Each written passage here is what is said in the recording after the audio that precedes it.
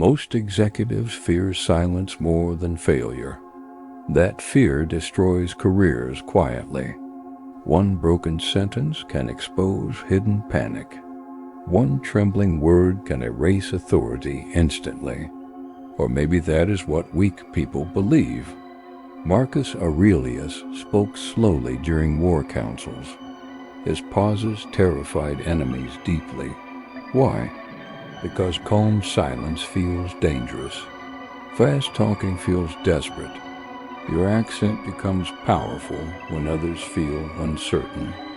Your stutter becomes unforgettable when others fear interrupting. Most people never understand this inversion. They apologize before speaking. They shrink before powerful strangers. They beg silently for acceptance. Corporate rooms smell weakness instantly, especially insecure executives, especially polished frauds. They worship smooth communication blindly. Yet history never respected polished cowards. Seneca stuttered during speeches sometimes. People still feared his intellect. Why? Because conviction survives imperfect delivery.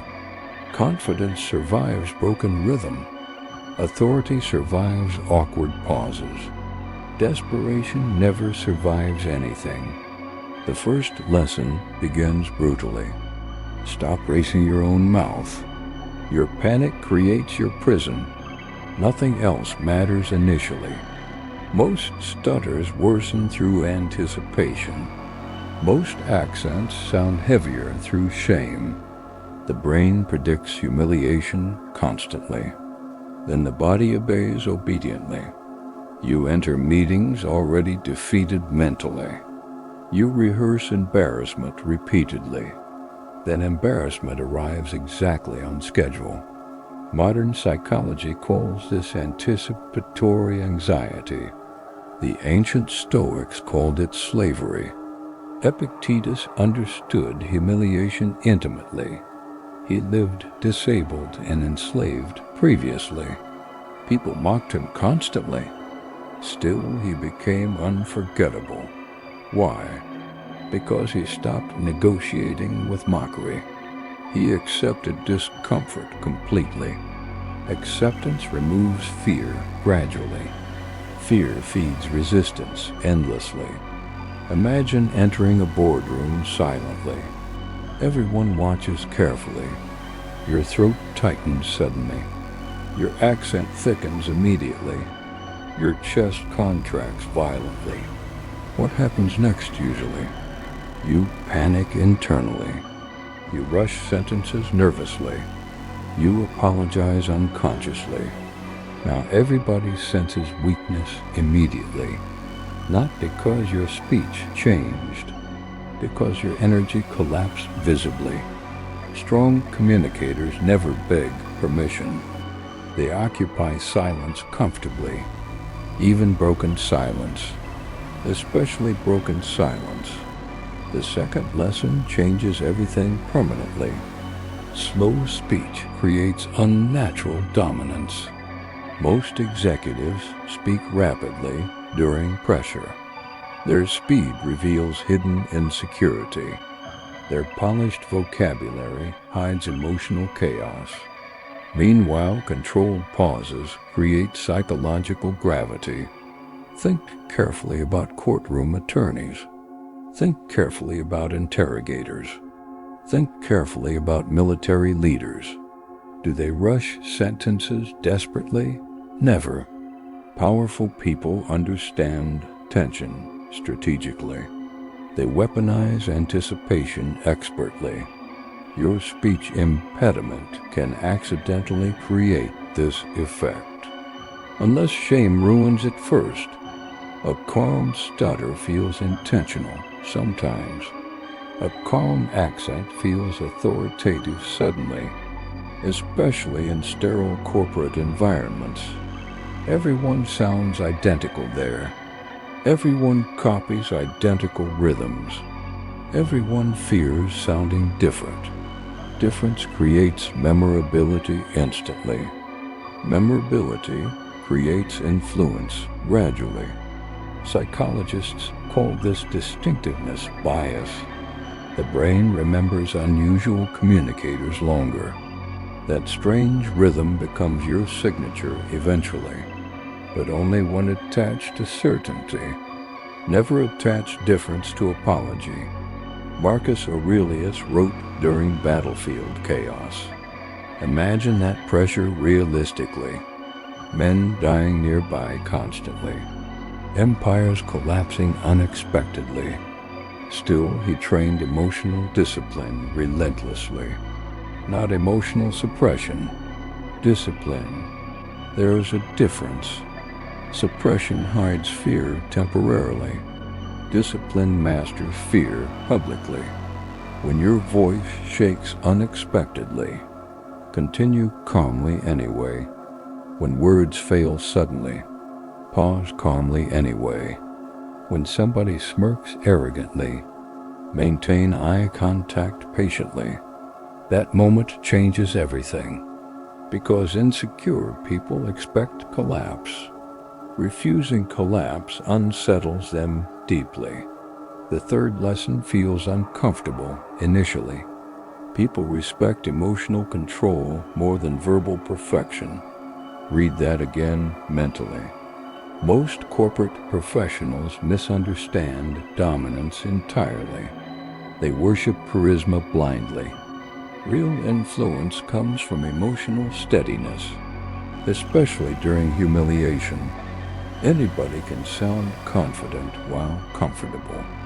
Weak people shine temporarily inside safety. Pressure reveals true hierarchy instantly.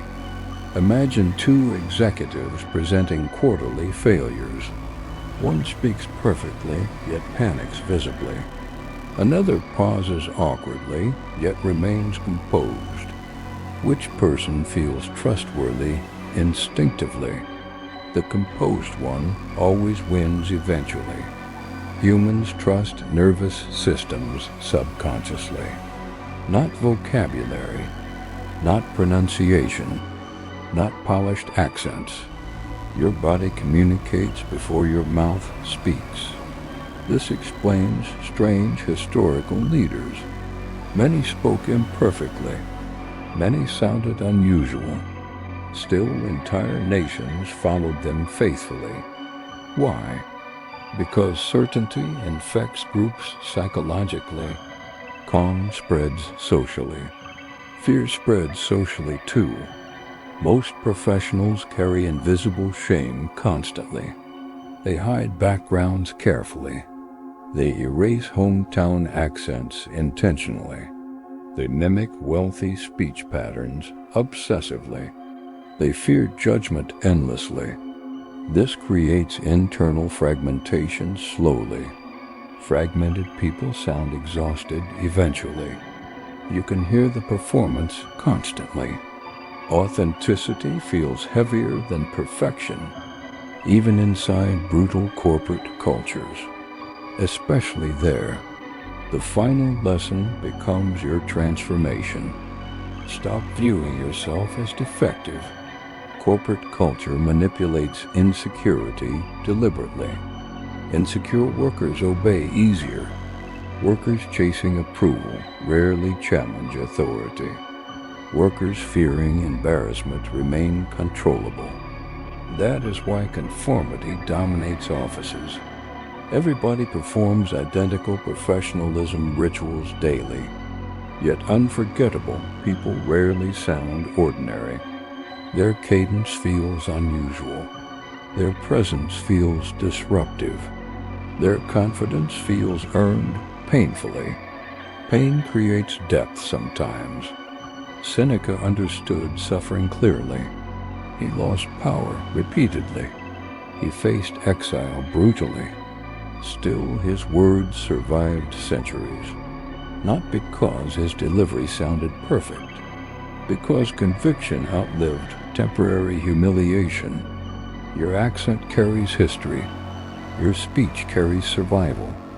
Every difficult conversation shaped your nervous system. That struggle creates weight eventually. The world respects weight subconsciously, especially when combined with restraint. Imagine your next corporate meeting carefully. Do not enter seeking approval.